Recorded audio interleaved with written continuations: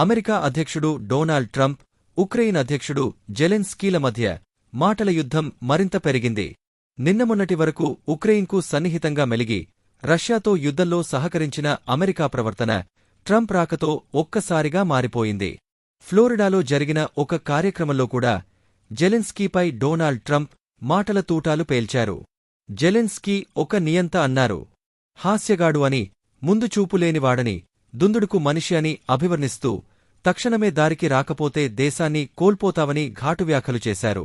పోయిన ఏడాది మేలో తన టర్మ్ పూర్తి అయినప్పటికీ యుద్ధం కారణంతో ఆయన చట్టవిరుద్ధంగా ఎన్నికలు నిలిపివేశారని, యుద్ధాన్ని ముగించేందుకు జరిగే చర్చల్లో రష్యాదే పై చేయిగా ఉంటుందని వ్యాఖ్యానించారు. ఉక్రెయిన్లో ఒక పెద్ద భూభాగాన్ని రష్యా వశపరుచుకుంది కాబట్టి దానిమాటే చెల్లుబాటు అవుతుందనేది ఆయన మాటల సారాంశం. అసలు ట్రంప్ మరియు జెలెన్స్కీల మధ్య మాటల యుద్ధానికి కారణం ఏంటో చూద్దాం. ట్రంప్ చూపులు ఉక్రెయిన్లోని విలువైన ఖనిజ నిక్షేపాలపై ఉన్నాయి. కాని జెలెన్స్కీ దీనికి ససేమిరా అంటున్నారు. ఉక్రెయిన్ జియోలాజికల్ సర్వే అందించిన వివరాల ప్రకారం ఉక్రెయిన్లో ముడి ఖనిజాలు, చమురు, సహజవాయువు నిల్వలు అపారంగా ఉన్నాయి.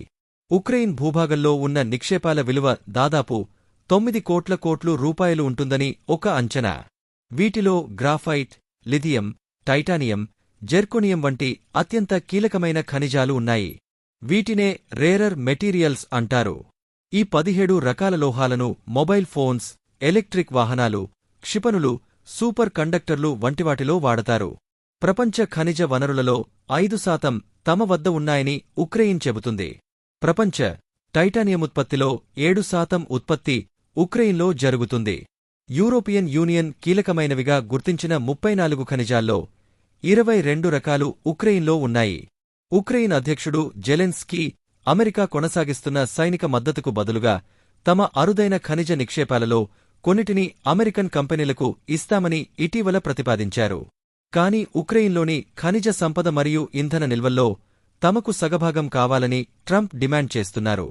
రష్యా ఉక్రెయిన్ యుద్ధంలో అమెరికా అందించిన సైనిక సహాయానికిగాను ఉక్రెయిన్ అమెరికాకు $500 బిలియన్ రుణపడి ఉందని ట్రంప్ అన్నారు.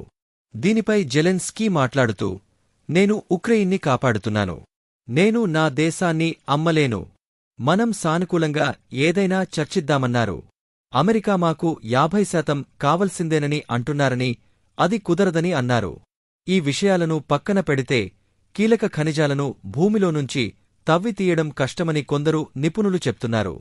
ట్రంప్ వైఖరి చూస్తుంటే ఉక్రెయిన్లో యుద్ధం ఆగిపోవడంతో పాటే అమెరికాకు ఆర్థిక లాభాలు కూడా దక్కాలని కోరుకుంటున్నారన్నది సుస్పష్టం. ఈ వీడియోపై మీ అభిప్రాయాలను కామెంట్ రూపంలో తెలియజేయండి. ఈ వీడియో మీకు నచ్చినట్లయితే లైక్ చేయండి, షేర్ చేయండి, అలాగే సబ్స్క్రైబ్ చేసుకోండి.